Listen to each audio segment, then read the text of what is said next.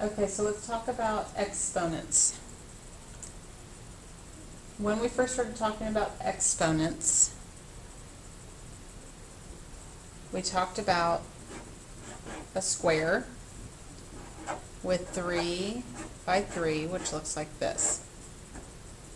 And that's finding an area of a square where we are used to length times width, so that'd be 3 times 3 is 9. To write it in exponential form, we're looking at what number are we seeing? We're seeing a 3. How many times do we see it? How many times is it repeated? It's repeated twice. So 3 times 3 is the same as 3 squared, or 3 to the power of 2. Then we talked about a cube, and when we found volume of a cube, we used what we called the z method, and the z method was simply to find length times height times width. So if I had a length of 6, a height of 6, and a width of 6, well, the number you see is 6. How many times do you see it? You see it 3 times. So 6 to the power of 3, or 6 cubed, is really 6 times 6 times 6.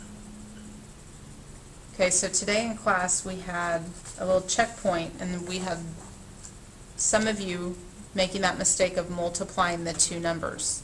So we need to get away from multiplying those two numbers, and remember, this means how many times the base is repeated. So let's do some practice.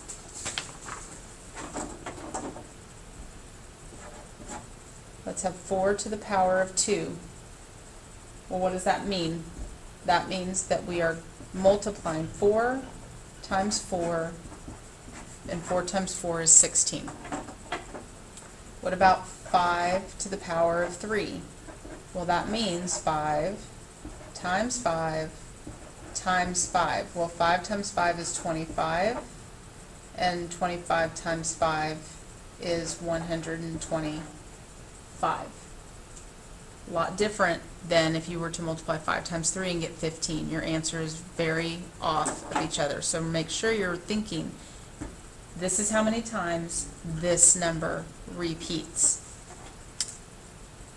Another one we did today, 2 to the power of 6 means 2 times 2 times 2 times 2 times 2 times 2. 1, 2, 3, 4, 5, 6. It's repeated 6 times.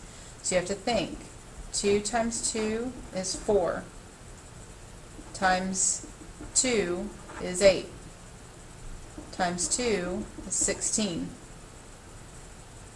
times 2 is 32, times 2 is 64.